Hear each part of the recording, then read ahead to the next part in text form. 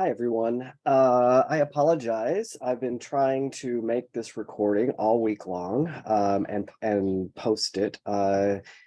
First, I was having issues with Blackboard, and then I was having issues with my computer and recording the video. Turns out one of the videos that I recorded, uh, there was nothing in the video file. I'm not sure what's going on with technology for me for this week, but hopefully the third time is a charm. So I'm be posting this as soon as I can, and putting up the quiz as soon as I can as well. This is the last lecture, and the last will be the last quiz. This quiz is actually for extra credit. So if you take the quiz, whatever you do, right, even if you only get 5 points or 1 point, that will go directly to your grade. It will not be counted in any way against your grade. It will be just extra points that will be added on top of your grade. So like all the other quizzes, you have a total of 50 points possible. So that could just add 50 points on top of whatever your grade is. So this is entirely for extra credit. Okay, so this is again, the very last lecture for the semester. And the very last quiz. So, I would say it can only help any of you, right, to do this quiz. As always, you will have 2 opportunities to do the quiz. If you don't like your grade on the first time you go through it, then take it again. If you, for whatever reason, do not as good the second time, then you'll get the higher grade from the first one. So whichever time you take the quiz, first or second, you'll get whatever grade is the highest, as has been the case all semester. Okay, so here we go. If you have any questions or concerns, please make sure you email me. Yeah, so let's go. Let me go get set up and bring up the lecture, and I'll get started. Just 1 second, make sure everything's in place.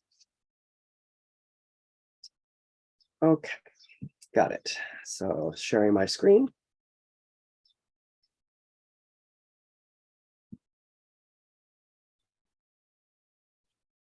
Okay, so this lecture will cover mostly the 18th and 19th centuries, and maybe tiniest little bit into the 20th century, the early 20th century. Unfortunately, the semester is only so long, and I've had to skip things. I've had to decide what to include and what not to include,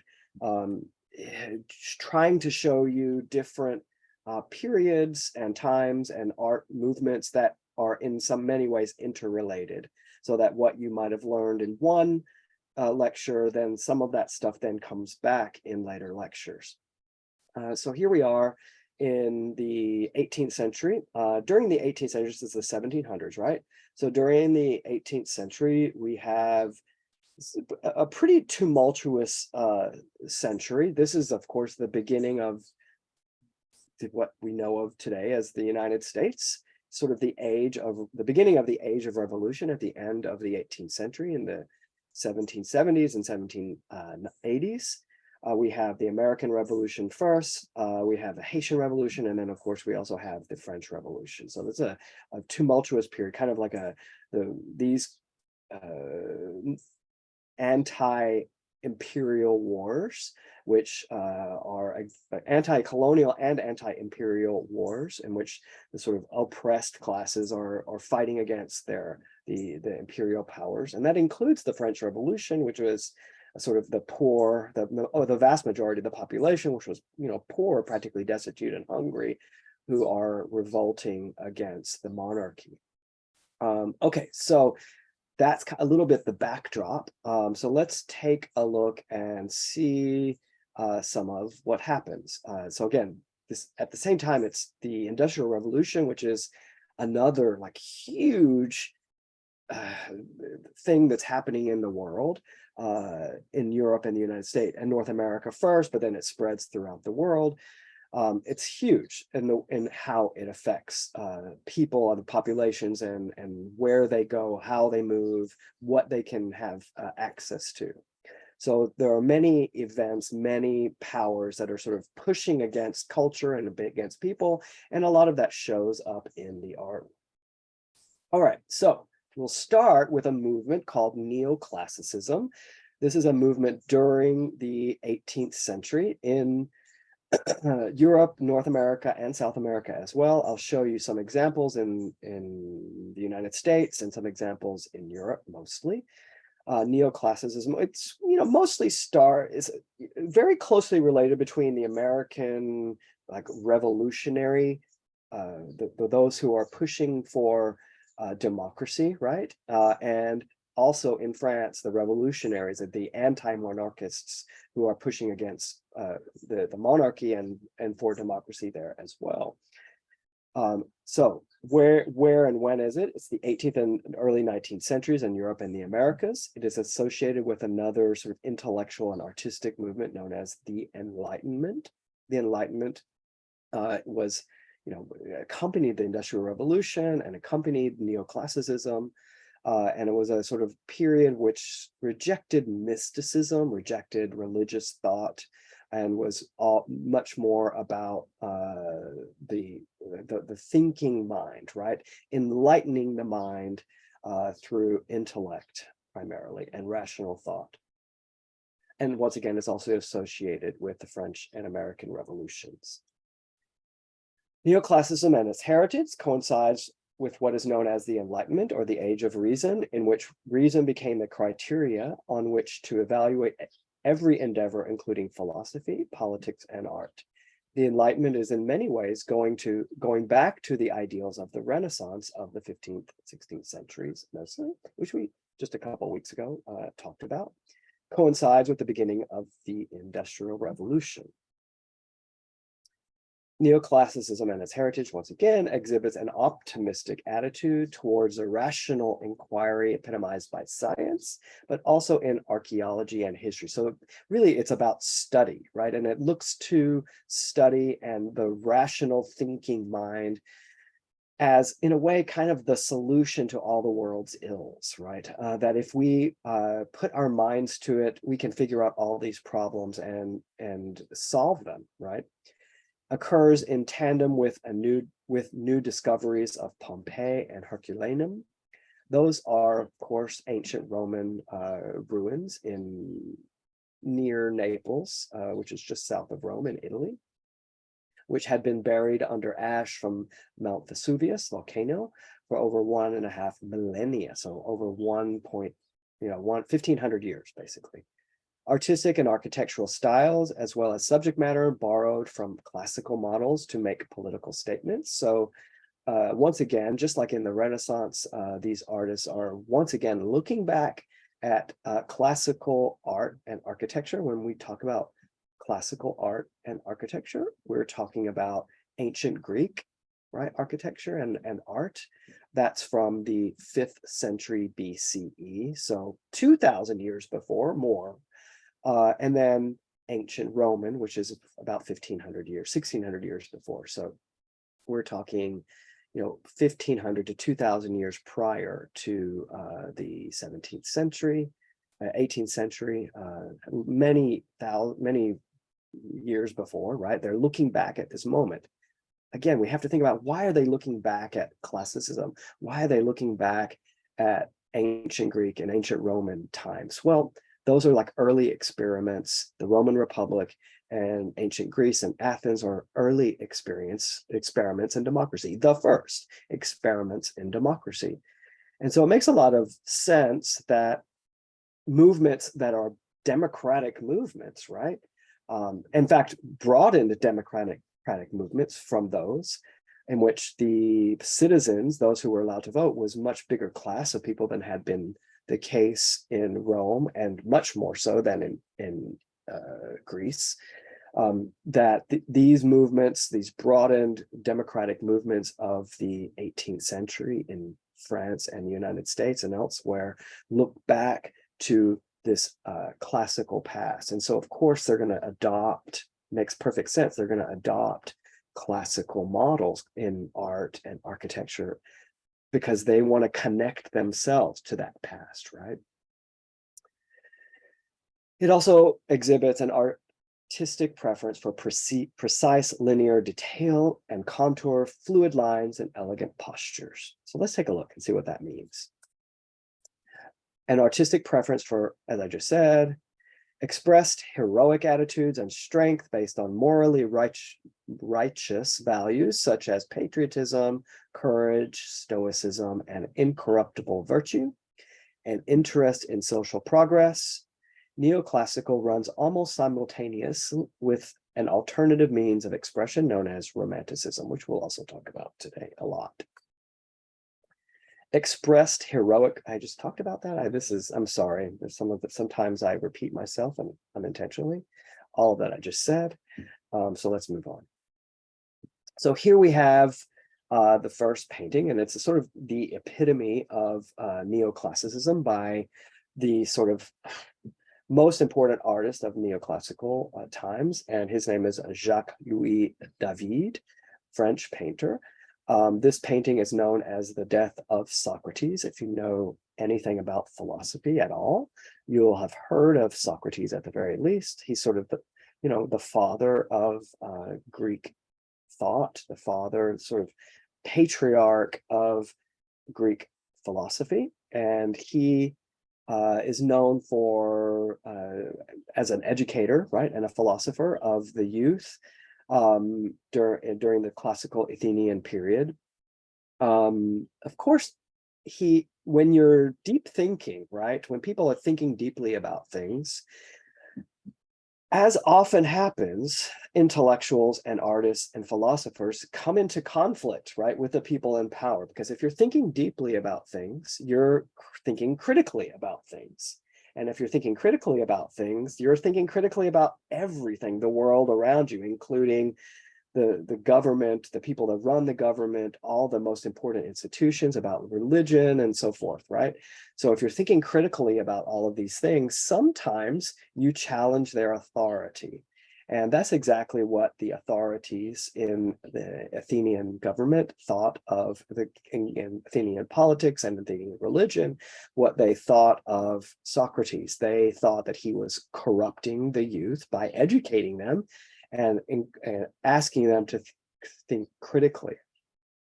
This is a common thing throughout human history, right? Even today, right? We have people who don't want people to think critically. So we have challenges all the time to education and such of children. And that's all about, wanting to narrow the possibility of inquiry so that the powers that be are not questioned.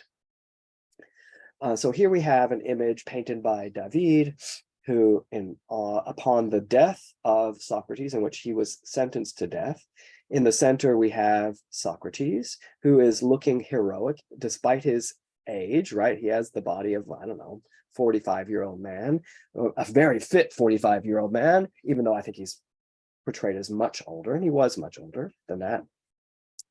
I think that's, again, just to sort of highlight the strength, right, of his thought and the strength of his position.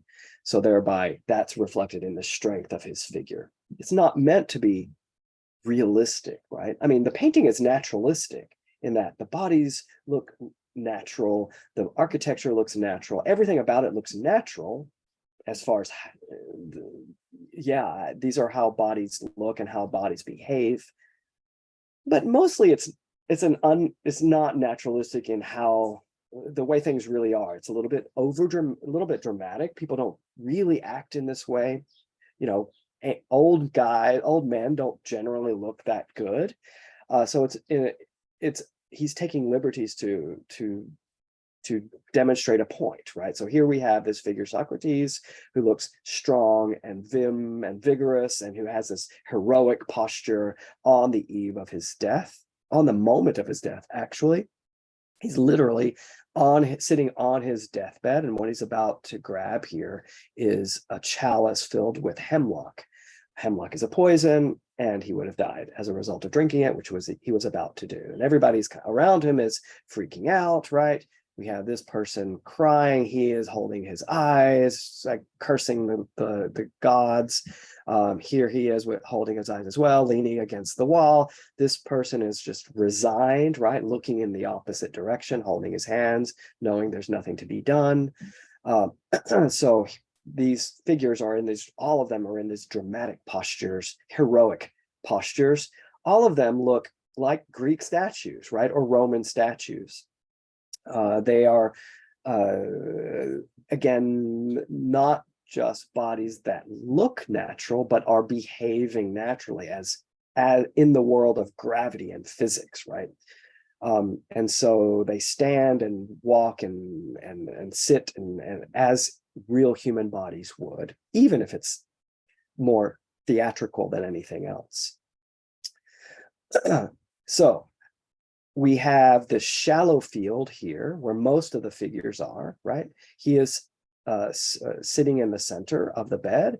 The brightest character figure with the white and his light skin against the dark background. That makes him stand out, right?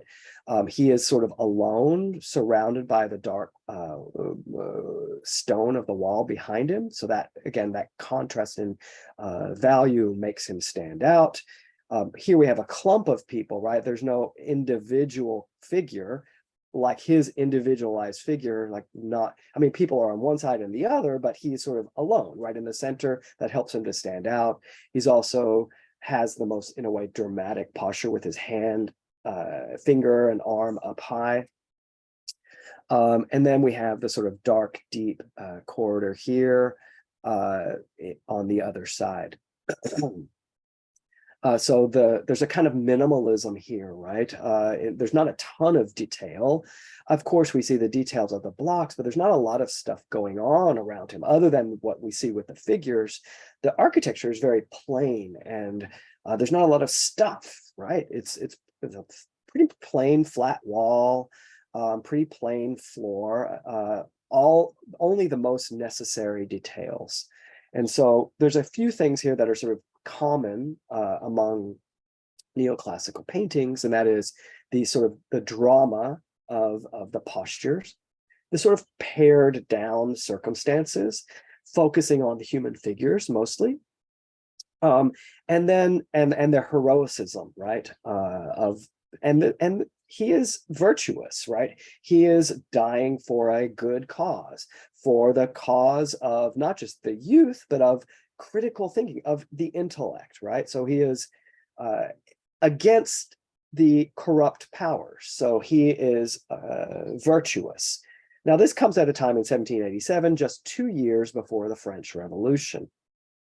So although this is a depiction of ancient times, right, is being painted by a Republican, somebody who is against the monarchy, in favor of republicanism, in favor of and when I say republicanism, I don't mean the Republicans of today's party system. I mean, republicanism means those who are for representative democracy, right? Which is what we have in the United States, and most democracies in the world are representative democracies. So when we talk about republicanism, we're not really talking about the American party system where we have Republicans and Democrats. We're talking about something else, the original meaning of those terms. So here we have people who are in favor of democracy, essentially, representative democracy, against monarchies and kings and queens. And he's painting for that cause.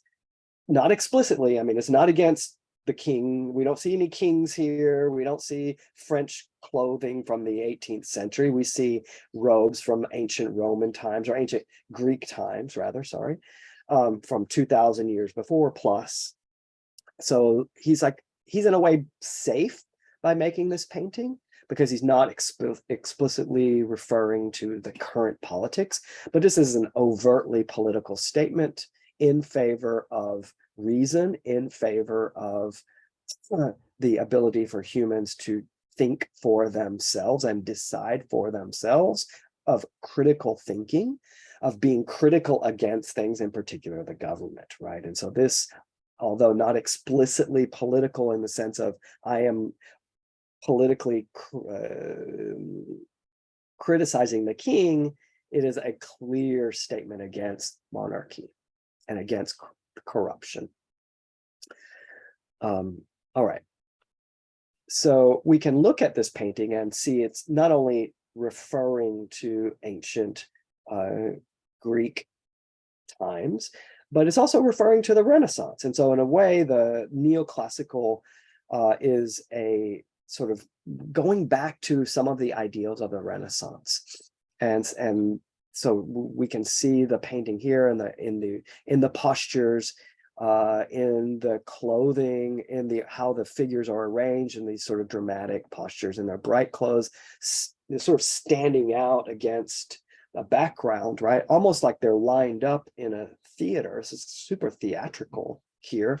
The same thing with the Masaccio painting that I've shown you a number of times. In fact, the format, right? The form of the paintings are very similar. We have like looking at them like blankly, or you might not think they're similar, other than we have a group of people and a background.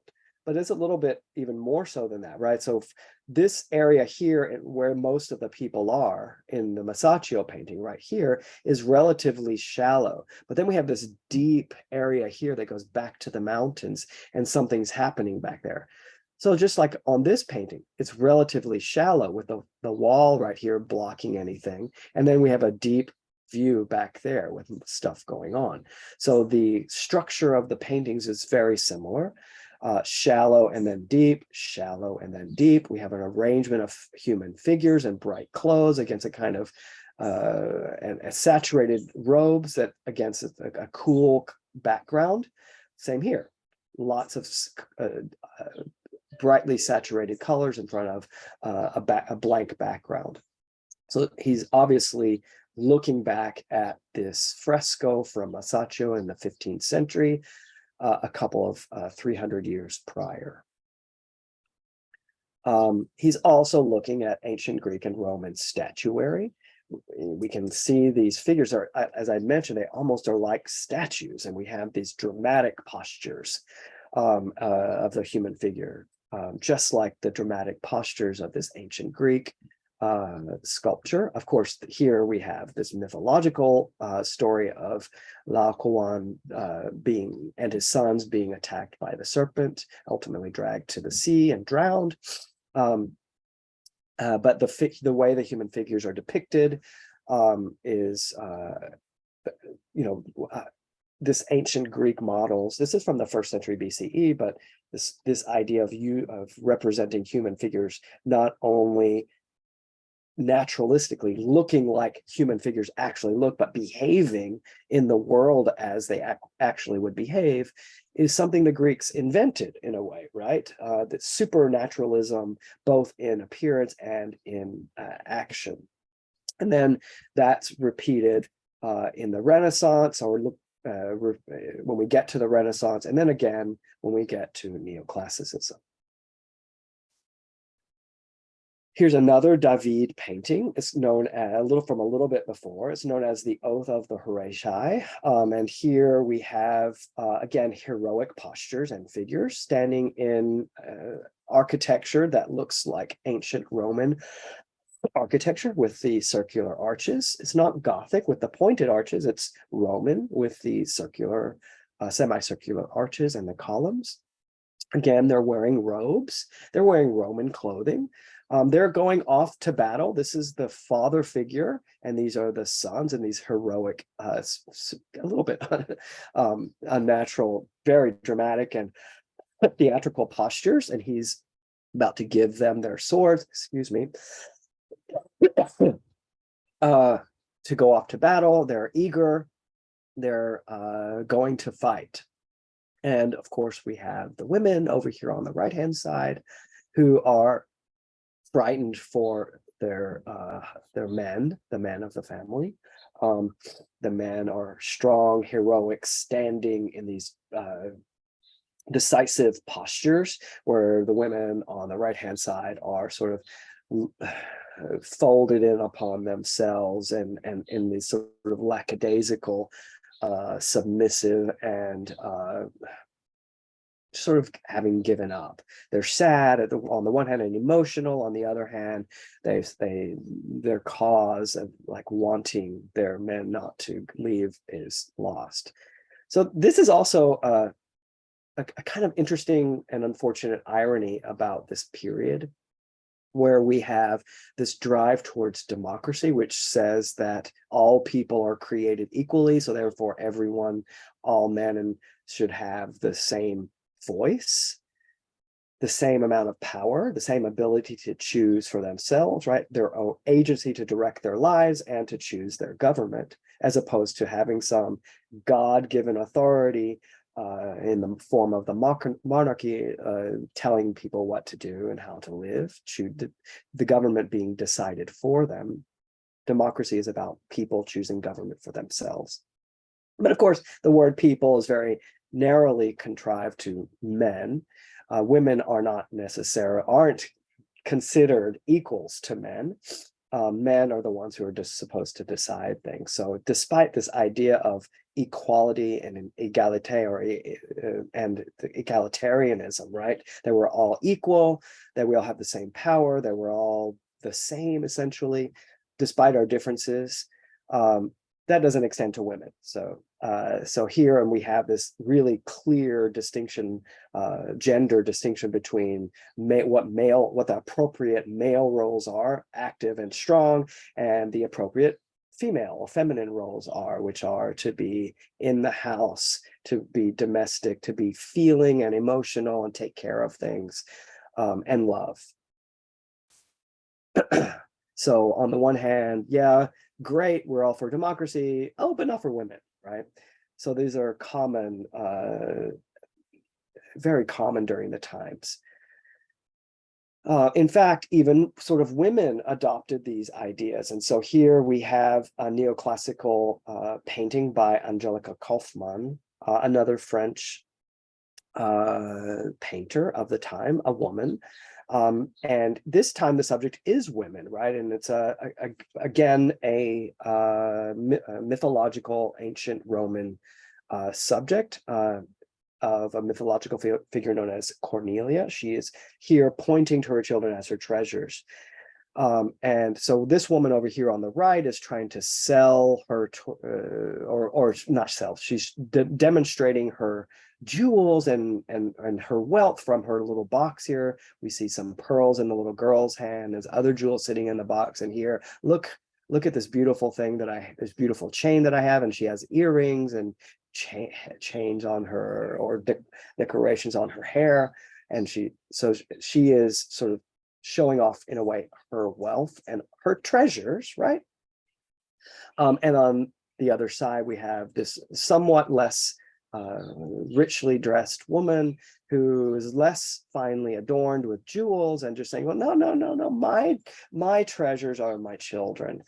And so here, this idea of the women treasuring family, treasuring motherhood, as that as the appropriate position intellectually for women, right?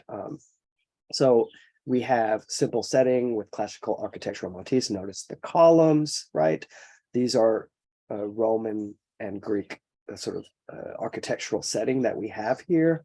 Vaguely Roman dress that we have here with the robes. And then the glorification and idealization of a good mother, right? So on the one hand, the good males are those who are strong and virtuous and will go out and face the corruption and people who would invade or threaten us. Good women take care of children and look at their proper place as in the home, and as mothers. A bit of a double standard, I would say. And once again, we can see classical examples that Angelica Kauffmann was looking at. On the wall here, down below, this is an ancient Roman fresco from Pompeii that had recently been rediscovered, as I mentioned. And so these paintings from ancient Rome from 2000, almost 2000 years before, 1800, 1700 years before, had just been rediscovered. And so there's a kind of, in Europe and the world at the time, there's this sort of amazement, as we still have amazement for all that is still being found in Pompeii and the region, having been buried for 2000 years by the volcanic ash. We see these like really amazingly preserved frescoes on the walls of the houses that had been there. There weren't that many frescoes preserved because, painting, even though fresco lasts a long time, it's made of plaster, and over thousands of years, plaster can crack and fall off the walls. But this was preserved because of the volcanic ash. And so this level of color, this level of detail had never really been seen for millennia. And so there's a kind of like fascination with it across Europe and North America and the world in general. And in addition to this drive towards democracy and republicanism against monarchy, with Greek and Roman as examples, right, of that their early experiments in democracy, these painters are looking back and saying, yes, we want that. We not only want democracy, but we want to make art that reflects those times as well. And so in my opinion, there's lots similar between the paintings on the walls in Pompeii from 2000 years before and paintings like this one, for example, by Angelica Kaufmann during the neoclassical period. Neoclassicism is also an architectural movement. This is Thomas Jefferson's house known as Monticello in Virginia.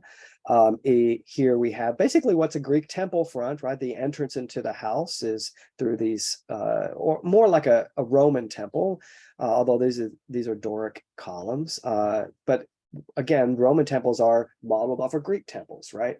So we have the columns, the pediment, right? This is very much like what a Greek or Roman temple would look like.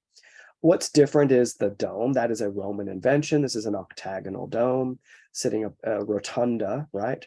So again, people are looking back, architects and artists are looking back at the past and using those examples from ancient Greek and Roman times as ways to align themselves with those early democratic experiments, architecturally and artistically.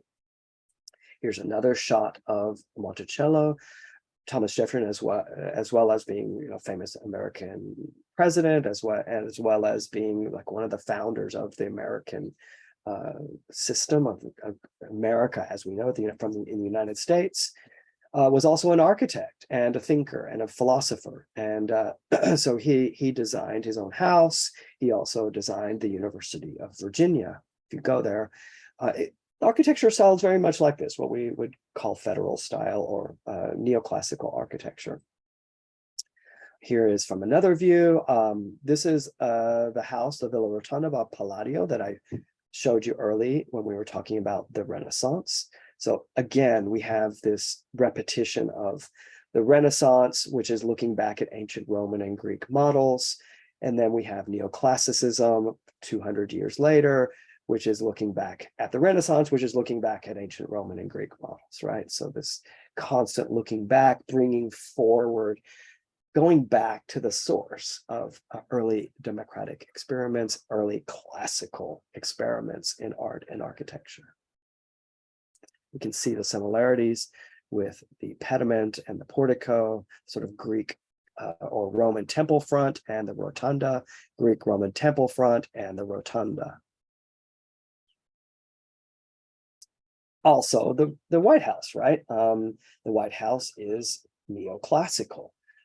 This country was founded in the 18th century, so it makes perfect sense that its most iconic architecture would reflect that as well. And so this building is designed in the late 18th century, early 19th century built in the neoclassical style, which is modeled off of ancient Greek and Roman architecture with the White House.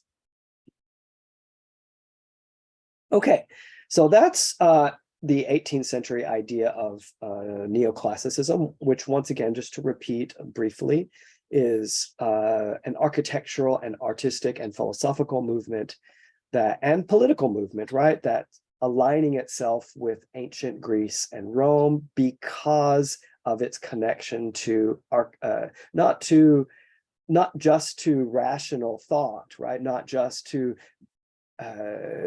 against mysticism, against religion in some aspects, but for human thinking, human rational and thinking, right? Thinking things through with a clear mind, but also politically because of its connection to early experiments in democracy. Shortly after, we have a kind of movement that arises that's a bit the antithesis of that, right? In which, if there's one movement, neoclassicism, that is about the rational inquiry, right? And like being analytical, scientific, rational, then we have this other movement that occurs as a result, going against that to some degree, which is all about emotion. And I mean all kinds of emotion. We think of romanticism, of the romantic, as about love and romance. And yes, that's part of it. But romanticism is really just about the expression, the human experience of emotion, particularly passionate emotion, whether that's through love or other kinds of emotion. It is connected to the irrational, right? If on the one hand, intellect, the thinking brain, is connected to the rational, then emotions or romanticism is connected to the irrational. So it's kind of like the other side of the coin of neoclassicism. Neoclassicism is about this intellectual endeavors and the alignment of intellectual endeavors. Romanticism is like, yeah, okay, but that's only part of human experience. The other part is emotion and the irrational. So characteristics of romanticism. Romanticism can be seen as a celebration of the emotions and subjective experience. Subjective meaning my individual experience. It is thus a rebellion against reason and the rational that the Enlightenment and neoclassicism sought to deny, right? So if we're, the Enlightenment and neoclassicism was all about foregrounding rational inquiry, about analysis, about science, where then romanticism comes in and says, well, then, yeah, we're saying that maybe that's not the most important thing, but maybe emotions are the most important thing. Can be seen as an exploration of the irrational as it exists in strong emotional experiences, dreams, wonder, and awe. The style features loose and fluid brushstrokes, strong colors, complex compositions, dramatic contrasts of light and dark. The use of expressive poses and gestures in romanticism suggests some continuity with neoclassicism, what we've just seen, that those sort of expressive postures of the men, but it is otherwise dramatic forms and context suggest a revival of aspects of the Baroque of the 17th and 18th centuries that we just saw in the previous lecture. And I'll bring back. Drew upon contemporary events. This is the first time that we have direct reference to contemporary events in art, in high art. Drew upon literary and other secular sources, non-biblical sources. Again, the first time we've ever seen that, and meant to stir up public emotions. Okay, so here we have a painting known as The Experiment on a Bird in the Air Pump. It's by Joseph Wright. When I first described this painting, I would say the first thing I notice is the strong contrast between light and dark. It's an overall dark room, but then we have this brightly lit scene in the center where it's reflecting bright light on the people's faces and such. Otherwise, dark shadows. So what is that about? That's about drama. We saw that in the Baroque with Caravaggio and Tenebrism. Joseph Wright here, British painter, is using Tenebrism, this strong contrast between light and dark, to create drama, right? That adds interest, and it draws our attention, just like it's supposed to draw the attention of this people. So it's almost like a theatrical event that we're witnessing here, in order for this person to make his experiment all the more dramatic. The lights in the room are dimmed, and we have this bright light in the center that highlights, like being in the movie theater or being in a theater itself. The audience is dark, the stages can be bright, the spotlights, right, that are shining on the actors, adds drama. And here we have drama, the spotlight being shining on the people's faces. If we look at the people's faces, particularly the children, the one in the center, the girl, she's hiding her face actually, right? This one, and she is looking super worried with her furrowed brow, looking up at the bird that we see here inside of this glass container, the jar. Very worried. The children are very worried. And here we see the cage, him having removed the bird from the cage and being put in the jar. This is the scientist conducting the experiment. If you look closely, we see like this pedestal with a little air pipe going to this thing right here, which is the air pump. This was a new invention during the time. Remember, we're talking about the Industrial Revolution. So there's all kinds of inventions being made during the time. Inventions that were wondrous to people, right? Amazing, almost like magic. The Industrial Revolution is the beginning of modern technology. And so before that, oops, I'm knocking things down in my house here. Before that, there was no modern technology. And then suddenly we have the steam engine, we have railroads, all kinds of inventions that are happening, including the air pump, the hydraulic pump, essentially. And what's going on here is this, he is operating the pump, turning it on and off, that's pumping air out of this jar. And there's a bird in the jar. So if the air pump is pumping air out of the jar, the jar is going to become a vacuum, which means no air, which will cause the bird to suffocate.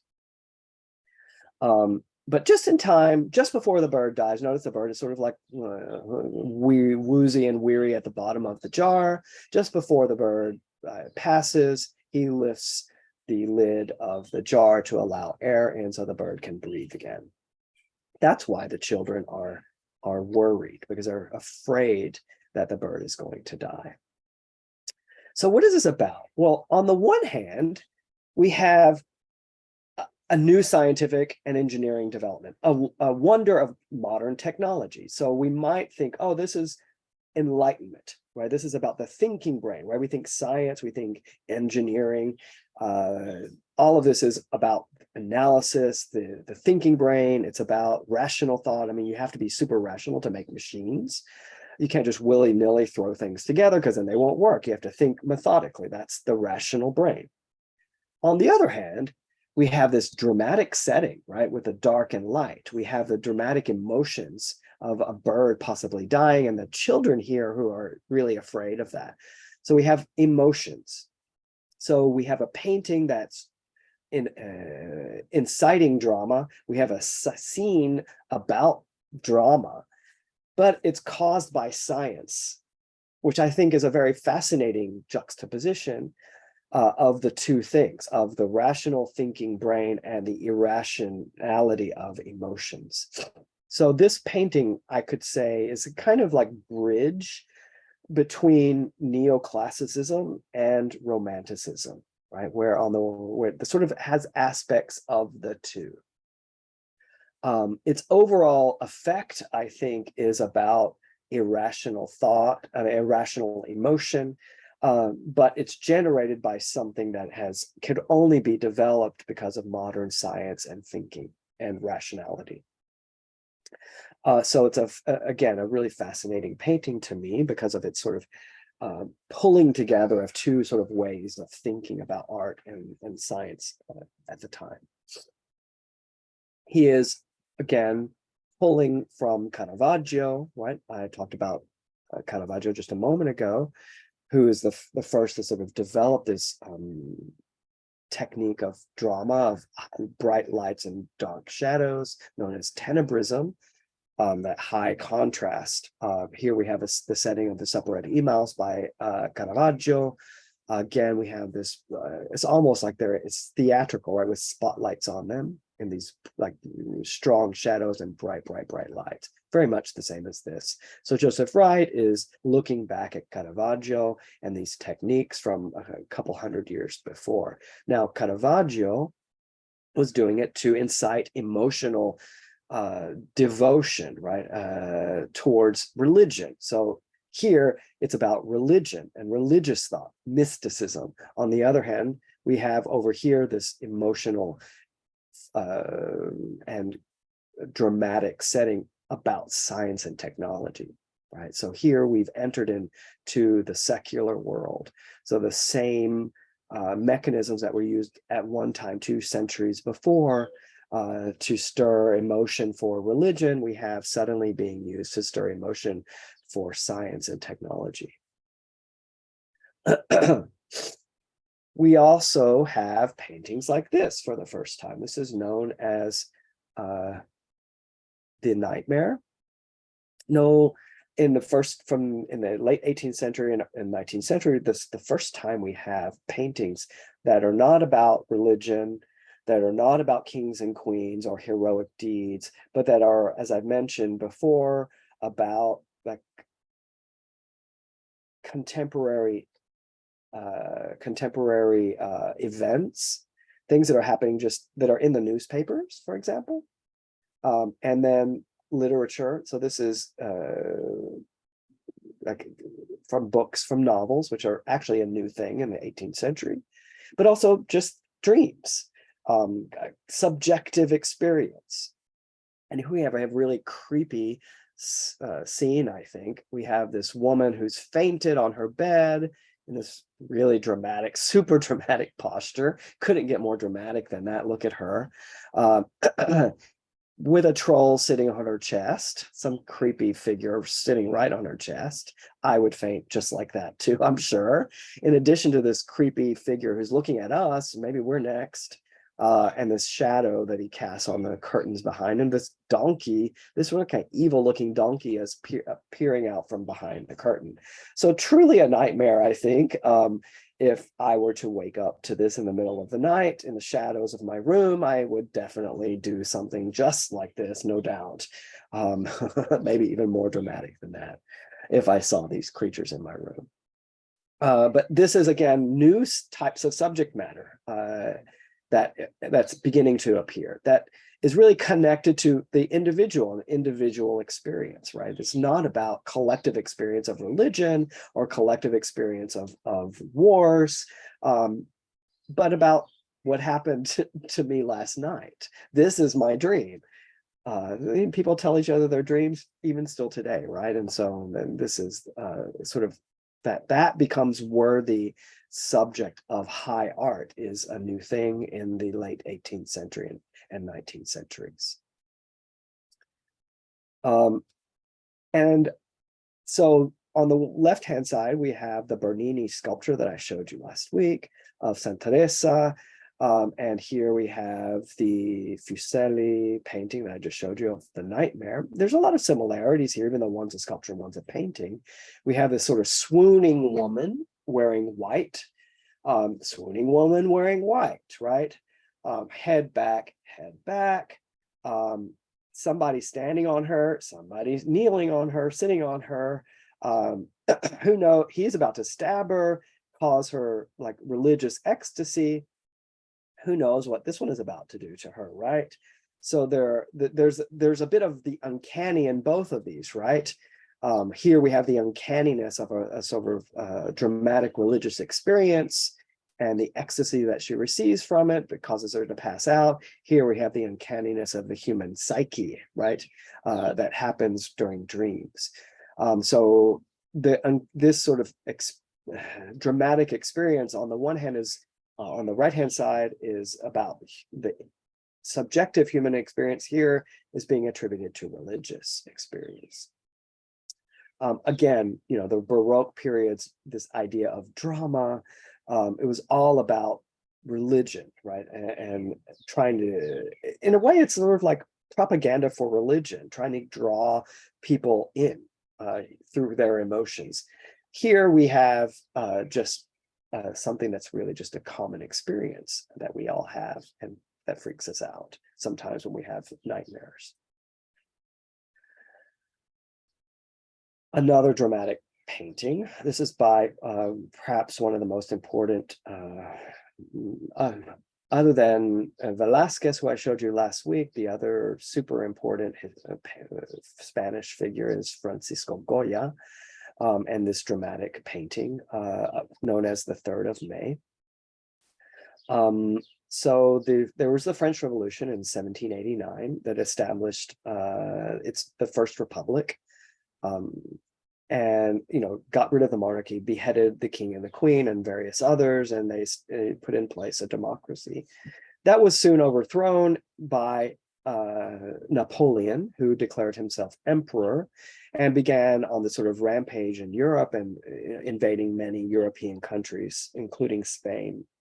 And so here we have French soldiers who are in the midst of a massacre of the conquered Spanish countrymen, people from the countryside, at night, sort of in the dark. So these figures are just shooting. We can see dead figures here with blood and gore on the ground. We see these pleading people covering their face, sort of like supplicating themselves, completely helpless with arms out, but they're still going to get shot just like the others. So it's a horrific scene. I mean, it's meant to stir emotions, right? This is like, in a way, the first protest art against what's happening, against the invading force of the French and Napoleon into Spain.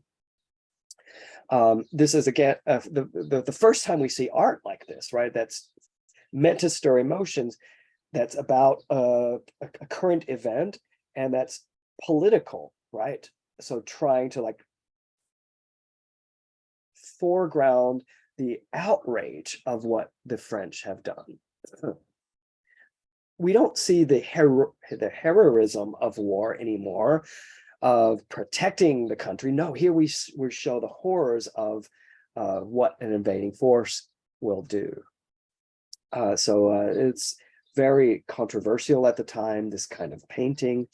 And in addition to just showing this horrific scene, he's using the drama of light and dark once again, just like in this painting, right? In this painting, we have the tenebrism. Here we have that strong shadows of light and dark. Now, the painting style is a little different. Notice it's looser. It's the figures are painted with less detail. He's using the expressionism of the paint being applied here. As a way to show emotion from the painter, even himself, right?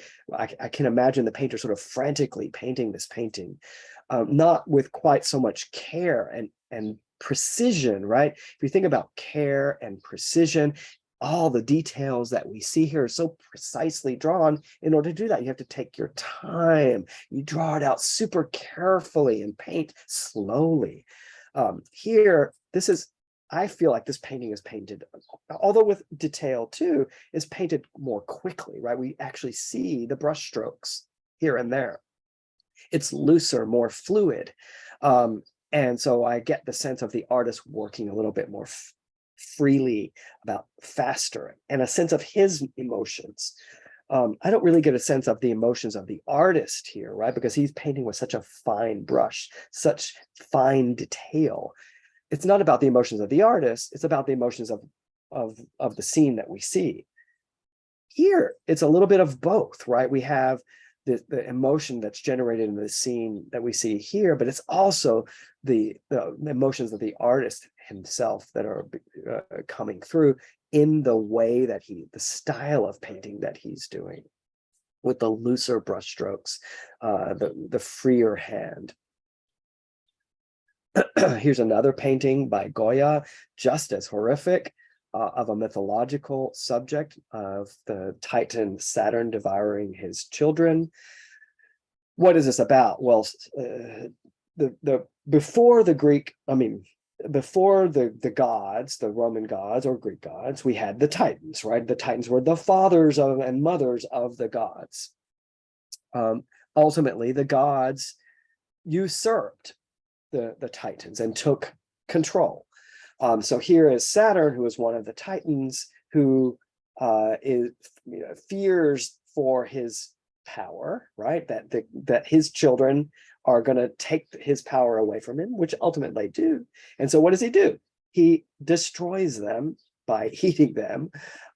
This sort of cannibalistic fervor that sort of deformed him into this monster, and that as a way to hold on to power. So what is that about?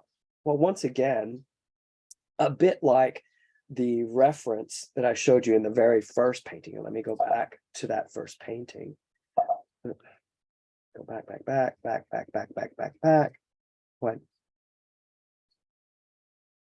Sorry for all this going backwards. But this first painting is a well, it's not really mythological, but a historical subject of Socrates, but it's from ancient Greek times.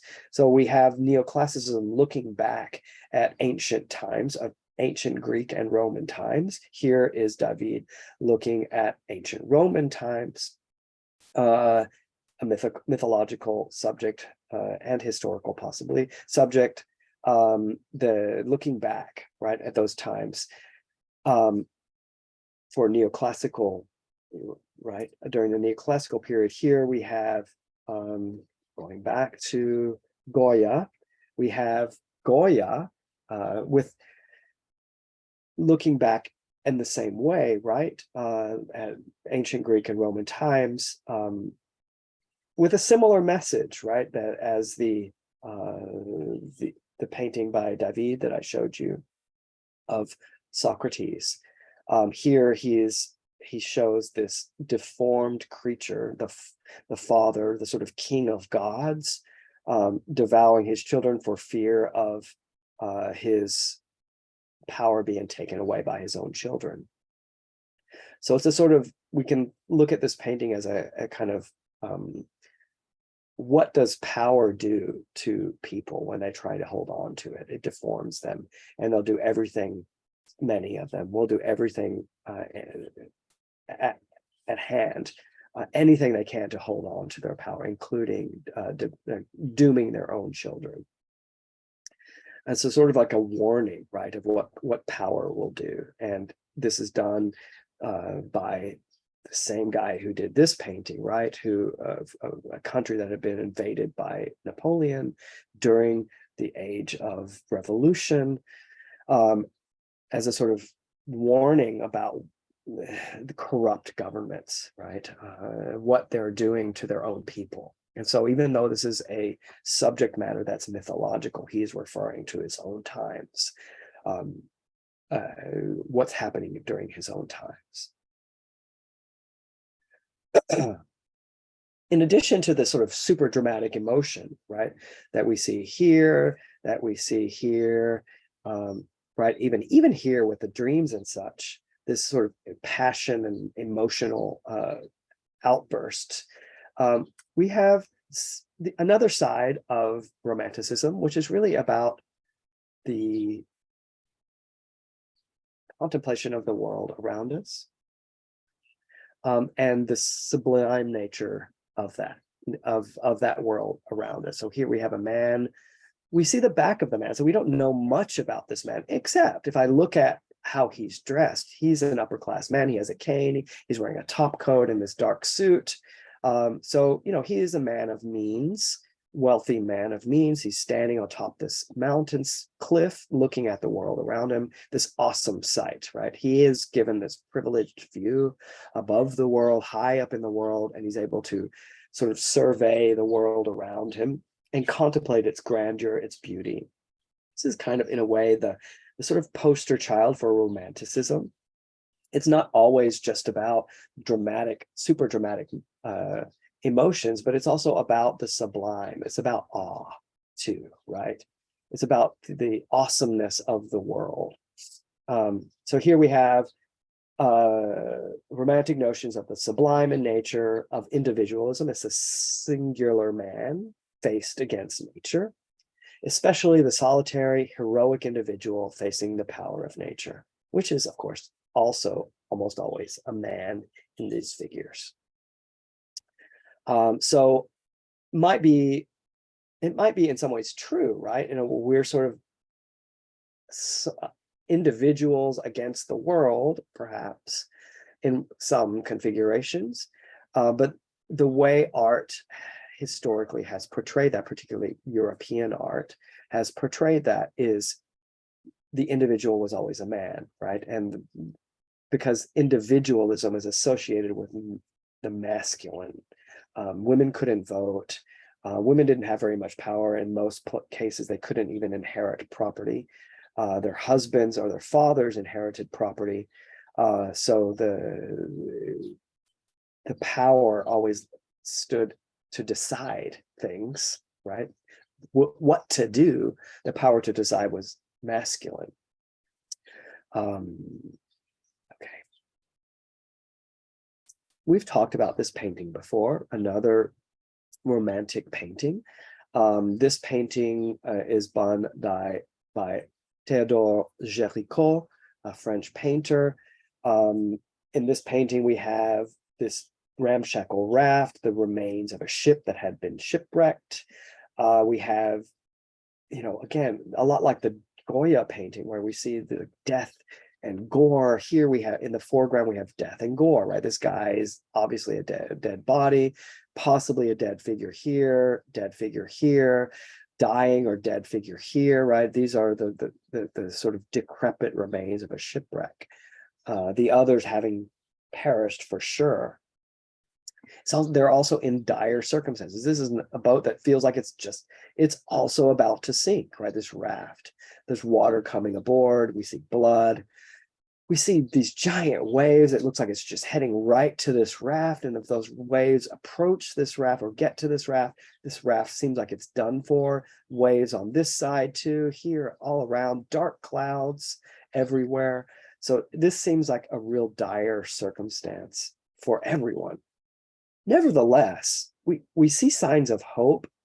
Look, gestures in this direction, waving of the flags, right? All of these figures on the right-hand side, or many of them, are all pointing in that direction, surmounted by this guy sitting on top of the shoulders of the others, waving the flag or remnants of some flag or other, all gesturing in this direction. They're looking at something as something that's possibly hopeful, maybe something that will rescue them. And if we look very closely, there's a little speck here, right there, right?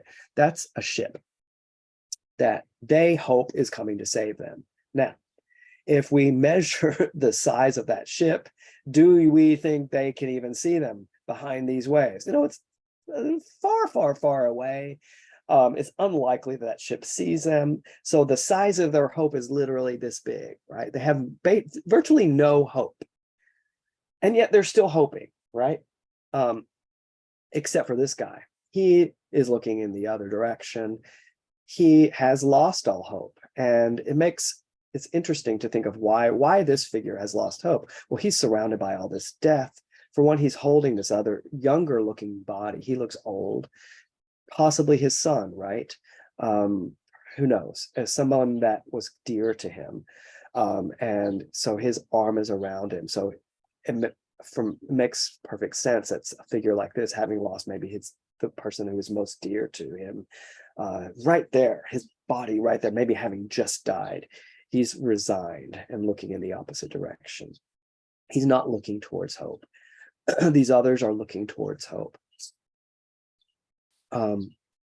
Now, this is from a true story. I told you that one of the sources of art for the first time is the current events. And if you remember my discussion about this earlier on in the semester, one of the first classes, this is about a shipwreck that happened off the coast of Africa.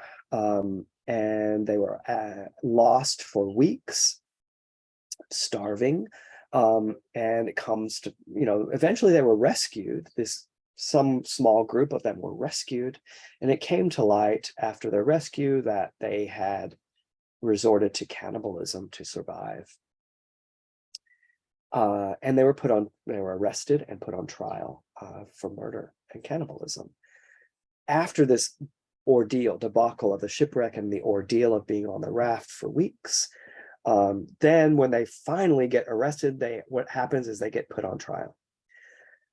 And I think what Jerry Cole, the painter, the artist, is doing here is sort of, he's on the side, right, of the survivors. And he is saying, look, there was no hope.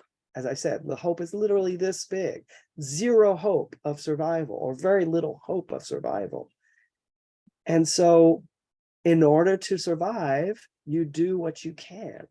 And he is saying that, in a way, this is a sort of look at their situation, what the situation must have been in order to have to resort to cannibalism. It is dire, right? It's about literally about life and death. Death is all around them from every direction, and even like sitting right next to them. Ultimately, they were acquitted, and they were not put in jail. They were let out of jail. In any case, I think a super effective sort of demonstration of use of emotion, right? This really dramatic emotion, a dramatic scene. Hope. Again, this is picking a very particular moment, right? The artist didn't have to paint this moment. This is a moment when their hope was rising, but the hope is just minuscule. And waves are coming. The dark clouds, are the dark clouds coming or are they going, right? So this idea of the dark clouds is kind of the world around is sort of symbolic of what's happening to the people, right?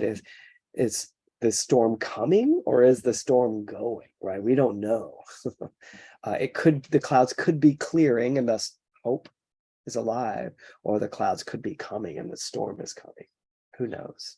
They didn't know, we don't know. Another romantic painting. This is sort of the painting of sort of symbol, really, of French Republic, French democracy, as known as Liberty Leading the People by Eugène Delacroix.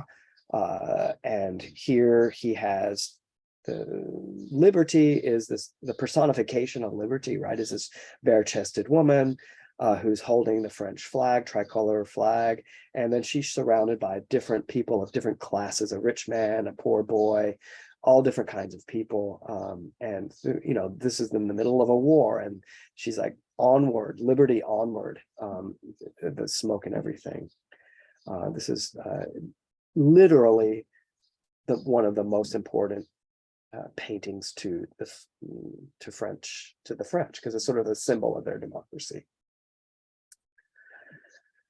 Okay, so a kind of recap of what we've just covered. The Renaissance was from the 14th to 15th centuries. The Renaissance was coming out of the Gothic period and Middle Ages, which was sort of retreat into religion, a retreat into, well, a particular kind of religion, right? The Catholicism of Christianity, right? And the dominance of religion, religious thought. When we get to the Renaissance, it's a rebirth of thinking about human-centered art and culture, not God-centered, but human-centered. Now, religion played a role, but it wasn't the dominant role. So the Renaissance was looking towards ancient Greek and Roman models, which was much more secular, featured gods that look like people, right, and human bodies. So it was about the Renaissance was a human-centered, humanism and secularism, and sort of have their beginnings here. The Baroque period sort of swung back towards religion, was using a lot of the Renaissance models, right, that sort of looking towards the naturalism of the human figure, using a lot of what the Renaissance discovered, but taking it and using it for religion, when originally it might have been a kind of a challenge to religious thought, and saying, yes, humans matter, the world that we live in matters, not just the afterlife. When it comes to the Baroque time, it was a reaction against that and a reassertion of the values of the church.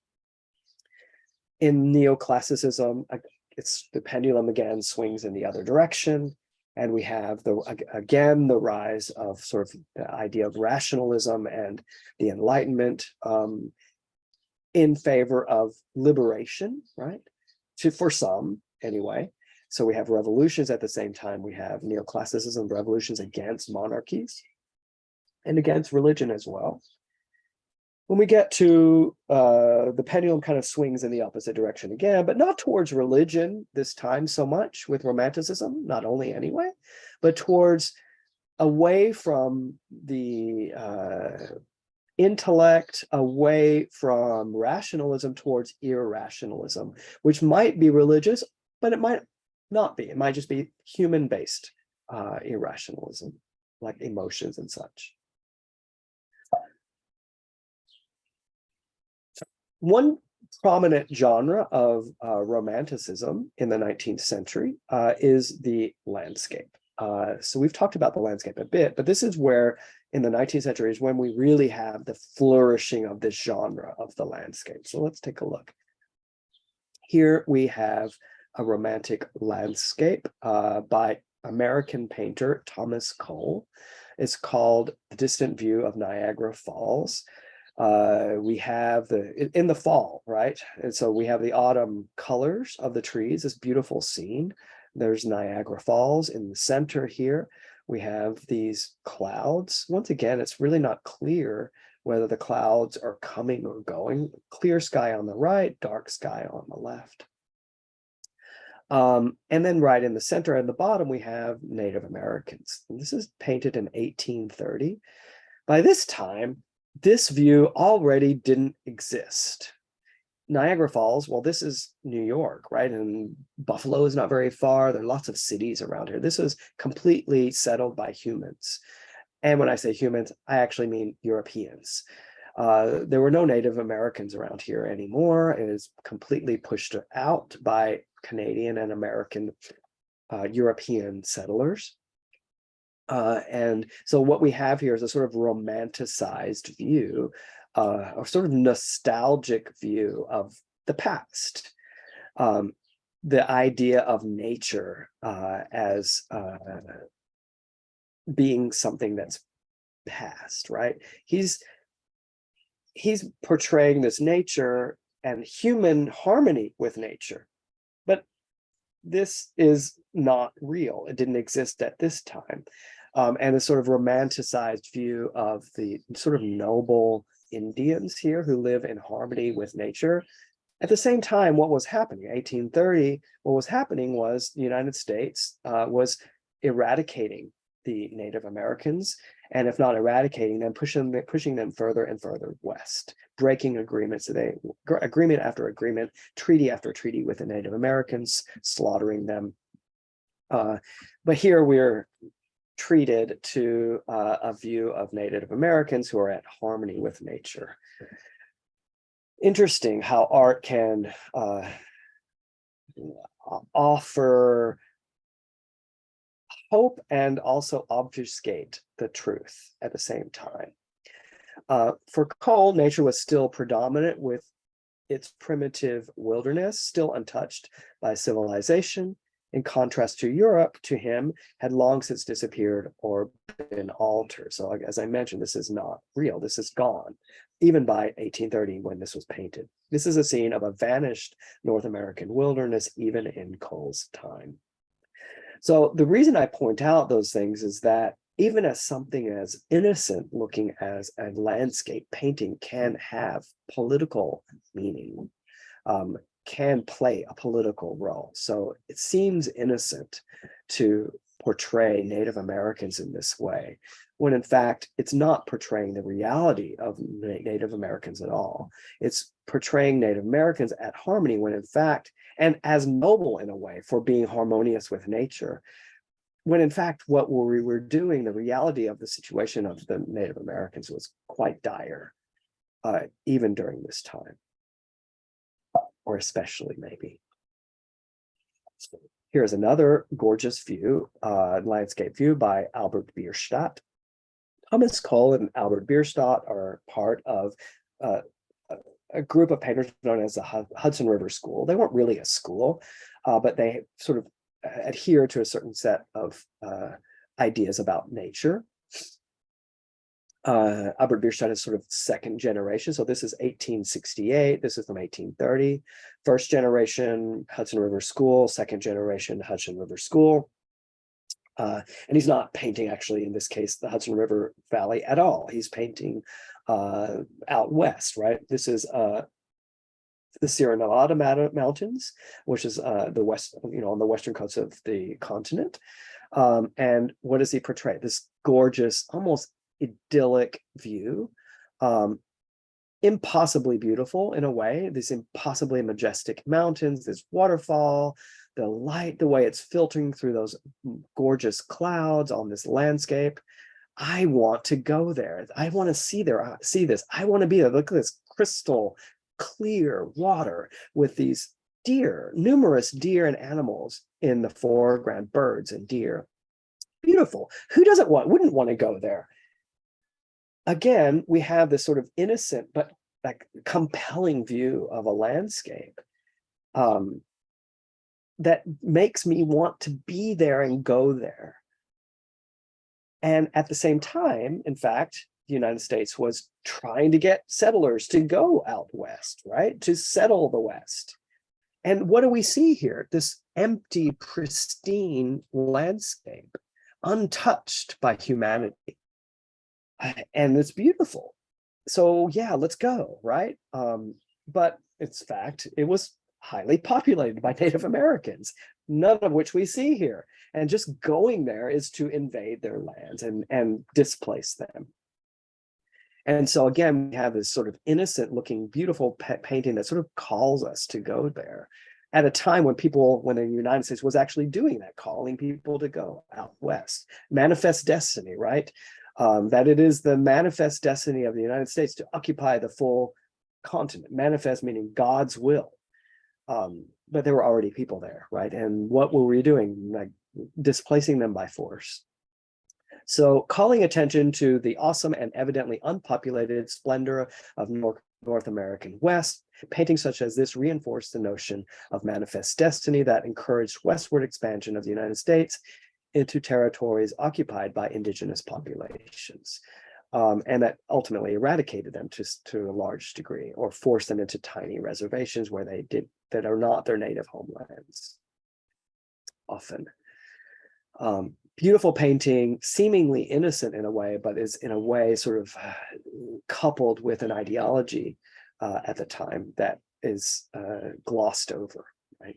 A reality that is glossed over. Here's a British landscape painting known as the Fighting Téméraire. I don't speak French, so I've tugged up in her last birth to be broken up by William Turner, one of the most famous British landscape painters. What's fascinating to me about this painting is it's almost completely abstract nature. If I were to like just cut out this area of sky here, right, all we would see is just bright colors. I wouldn't even necessarily know it was a sky. You can see his brush strokes. If we were to see this up in person, you see all the brush strokes. We can see this just splotches of colored paint. Of course, in context, we see it's the sky, and a beautiful sky at that. But he's pushing art towards this very nearly abstract place, right? And the only things that kind of ground it as representational of the world around us is this ship here, right? These ships here. Even if we just took this half of the painting, we might not necessarily know that it's water and sun and a city. It's very, very, very abstract on this side of the canvas. Even here, the way he's painted the ship and such, it's not super precise, right? He's not known for great precision. It has very loose brush strokes. We see color, we see lots of colors, we see lots of brush strokes. We don't see like super tiny, precise detail. Lovely painting. known for this like really kind of wild experiments nearing abstraction. And he is seen as a sort of forefather of the sort of abstract painters that came later, with these landscapes of his. Interesting to note, I mean, he was very interested in light and the effects of light in the atmosphere. The reason this atmosphere exists is because of this new invention we have here, which is a steamboat, right? And steamboats work because they have fuel, coal, that's being burned, that's powering the ship, not by sails like the ship that it's tugging, right? But by this new power, steam power in the 19th century. Again, the age of industrialization, right? The Industrial Revolution is upon them.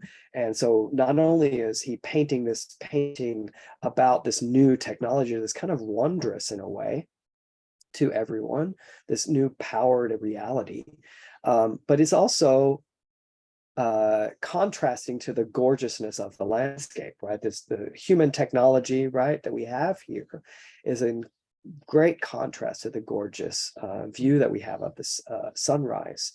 Interestingly, the reason this sunrise looks like this is because, you know, at this time in the 19th century, London, this is the River Thames, London was extremely polluted because of coal that was being burned, and things like the steamship that was spewing out coal burn to power the steamboat, but also the coal that was being burned in everybody's houses, right? Lots of pollution. And that the sunlight reflects on that and makes a beautiful sunrise and sunset. So the beauty that we see here is also belying the sort of grit that was required to make that happen. All right. So I've sort of hinted a bit at this position of women in the 19th century. Throughout most of the 19th century and before, divorce was illegal in Europe and in the United States. It became legal in Britain in 1857. Imagine that, no divorce before that, but remained rare. Also during, and not just rare, but taboo. So it's getting a divorce was not something that people did. Also during this time, a woman's property was absorbed by her husband once she married. And when separated or divorced, she had no rights whatsoever to any property, even that originally held by her before marriage. So in a marriage contract, which it was, particularly for women of a certain middle class and above, they were provided with a dowry, which means their family gave her certain things and money. And that's what made her attractive to the husband's family, right? She came with this amount of money and this amount of stuff. The woman who had the most, often, usually, who had the most stuff and the most money would win, right? So in a way, there's the woman's family was sort of paying the husband's family to take her, which is very interesting. But that money and property that she came with from her family wasn't hers. It was to be transferred to her husband upon marriage. And then if divorce happened, as it did later in the 19th century, began to happen later in the 19th century, she, again, had no rights to her husband's property at all, which included her property that had become his property. So their position, the position of women with regard to property, was not a good one. They had no rights, no economic rights. At the start of the French Revolution that I've been talking about earlier, in 1789, a petition by women for equal rights was presented but not discussed. So yes, they're discussing for the Universal Declaration of Human Rights of men, which sort of men are supposed to stand for all people, except it didn't. It stood only for men. Even some crusaders for equal rights and leaders of the French Revolution in 1789, such as Jean-Jacques Rousseau, wrote that the proper place for women was to obey men. So we have the the forefathers of democracy, right? And all the democratic experiments that were happening in Europe and the United States and North America to begin with, and then later South America and elsewhere in the world. The sort of fathers of democracy are themselves saying, well, democracy doesn't exist to women. Very interesting.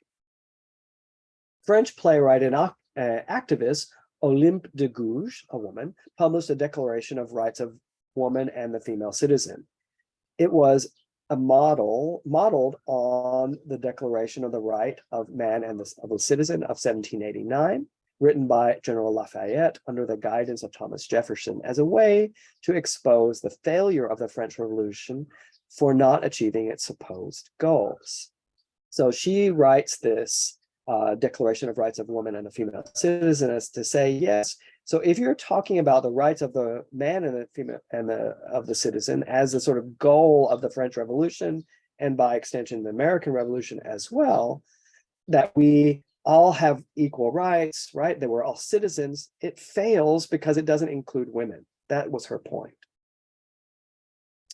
The first gathering devoted to women's rights in the United States was held in 1848, organized by Elizabeth Cady Stanton. John Stuart Mill wrote and published one of the earliest books on the subject of women's rights in 1861, called The Subjugation of Women, and it makes the case for perfect equality with the men. The suffragette movement in the United States and aligned movements elsewhere began in earnest in the late 1860s with the enfranchisement of white women over the age of 21 in the western US territory of Wyoming in 1869. So Wyoming wasn't even a state yet. In 1869 was the first US territory to give women the vote. It didn't happen throughout the United States until 50 years later in the 1920s. So it took, 150 years for women to get the right to vote after the establishment of the United States. So I say that as a sort of to sort of inform you a little bit of the rights of women, the position of women in the 19th century, as the context for us to look at these paintings. So these paintings, what we see, in addition to landscape painting in the 19th century, we see an explosion of the female nude in European painting. So one of these sort of subgenres of female nudes is this series of paintings known as of odalisques. Odalisques were basically North Africa, or supposed to be North African women. And it was okay to paint North African women nude because they were not civilized like European women were. And it wasn't considered proper to portray European women as nudes. It was okay to portray those uncivilized, by the way, colonies of French. It was okay to portray them as nude because they were not as civilized as the Europeans. Nevertheless, what do we see here? We see a woman with very light skin and blonde hair being portrayed as an odalisque. She's not. She looks much more like European women at the time, French and German women with their white skin and blonde hair than most North Africans look. So in a way, what these paintings become is just an excuse to portray naked bodies. Nothing wrong with portraying naked bodies, frankly. I think naked bodies are awesome. I think many of us see them on a regular basis on the internet. I'm sure, even if you said no, I bet you have. Still, so the idea here, though, that I'm trying to point out is not the sort of puritanical view that we shouldn't show the naked female figure or even male figure, but that in the context in which women do not have rights, cannot vote, and don't have property rights, cannot decide for themselves what jobs or who they should marry, and to what they can own, to be portrayed as sex objects, like there's a double standard going on here. Yes, we can put women in paintings nude, but no, they don't have any rights whatsoever. That's sort of what I'm asking you to think about here, right, is the, fine, beautiful painting, right? The colors, the lines, and it's gorgeous. The way the guy, his name is Ingres, the way Ingres paints is this precise detail. It's incredibly realistic. Of course, realistic, but not a realistic scene. This doesn't happen. Nothing, this doesn't really exist. It's a male fantasy, a European male fantasy. Nevertheless, it's beautifully painted with all these lovely colors and patterns. So it's in some ways portraying a woman languoring by herself in her apartments, being serenaded by this, he's actually a man here. And he's a eunuch who has been castrated, right? So he doesn't pose a threat to the woman. And then we have the figure of the maid in the background. Often we see this figure of the black maid. We've seen it before. It's okay. I mean, this is the age of colonialism and imperialism, in which the European powers had colonies all over the world, right? And many like brown and black countries ruled them harshly. And there were slavery was still legal in most of the world at this time. And so this figure is sort of meant to show, to be a kind of foil to the white skin of her that we see here, as like she's supposed to be an emblem of beauty. Okay, here is another example. This is not an odalisque, so she's not depicted in the sort of Middle Eastern or North African setting as this one is. She's portrayed here being lying in the water, right? This is the birth of Venus, who is said to have been born by the waves. And so here we have this naked woman, almost in exactly the same posture, with this impossibly white, smooth skin, not a single blemish anywhere. Nothing, right? This is the idea of perfection, no hair, no blemishes, this crazy white skin, and blonde, super long blonde hair that she's lying on top of. Again, a kind of fantasy. And although it was considered inappropriate to depict European women in the nude, here we have the excuse of a colonized people, and she's an odalisque. Here we have the excuse of mythology, right? Venus is the goddess of love. So yeah, she's not a woman that we know. She is a goddess, and there's a long history in European painting of painting Venuses, right? We've seen that since the Renaissance. Here are some other examples, right, that I just mentioned. We have, this is Sleeping Venus by Giorgione, which we haven't seen in this class, but we have seen this piece here by Titian. So lots and lots of examples of the female nude throughout European history. And these are just sort of ramping up in a way. In the 19th century, we get an explosion of the female nudes. Ultimately, it gets to be a kind of, this ultimately just an excuse to depict the female body naked, right? And it's couched in mythology. It's couched in sort of the exotic others of Africa, of North Africa and the Middle East, where it's okay to depict women in a nude, those women in the nude, because they're not European. Here is another example. Here we have many naked women, right? This is also by Ingres, his of the Turkish bath. Of course, there were Turkish baths. There were bathhouses for men and women in Turkey, in various parts of the Middle East and North Africa. And even back in other parts of the Mediterranean, bathhouses are very common in many places in the world, actually. And here we have this kind of, again, a particular version of a bathhouse in which women are lounging on top of each other and with each other, completely naked. Again, a kind of male fantasy of what it would, what they wish and hope it would be like, and imagining it might be like to be in a female bathhouse.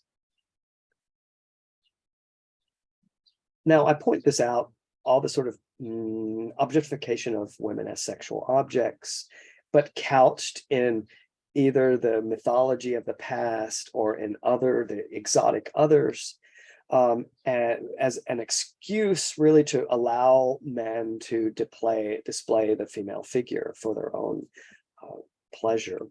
But not all paintings were like this. And when we look at the painting on the right by Eugène Delacroix, he's the same painter who did Liberty Leading the People. In some ways, I would say he's taking the opposite tack. For one, this is a subject matter of the Middle East, right? This is from Algeria, so it's North Africa. It's also a colonized country, right? Colonized by various countries, France in particular, for the longest time. But he is not depicting these women as sexual objects, right? He's not using the excuse of the exotic others, of the colonized peoples, not using their inability to defend themselves, right, as colonized peoples, as a license to exploit them physically, sexually, as sexual objects. But here he's trying to be true to the situation, more true, I would say. I'll tell you a bit of a story about this painting and other paintings that he did. Delacroix, he actually visited North Africa, whereas d'Ingres did not. These are pure flights of fantasy of the painter Ingres, of these bathhouses. He never went to one. But Delacroix actually visited North Africa with a French government delegation, and he was able to visit actually the private quarters of women of a particular household, which was usually forbidden to other men, right? But the man of the house allowed him to into, and he sketched while he was there, but very briefly. And he used those sketches to create a series of paintings. For example, this one, which is known as Women of Algiers in their apartment. Les femmes d'Alger dans leur appartement. For those of you who speak French, mine is terrible, I apologize. So here we have these women lounging, much like the women are lounging here, but they're fully clothed. But I think although in some ways it's more respectful of the culture, it's more respectful of the sort of naturalism of what it might actually have looked like in these private quarters. Look at the tiles, look at all the details here. There's much more sort of faithfulness to the actual settings that we see, that he would have seen. It's not a flight of fancy, right? He's paying attention to the clothing, and the fabrics. He's paying attention to the decor. He's paying attention to the architecture.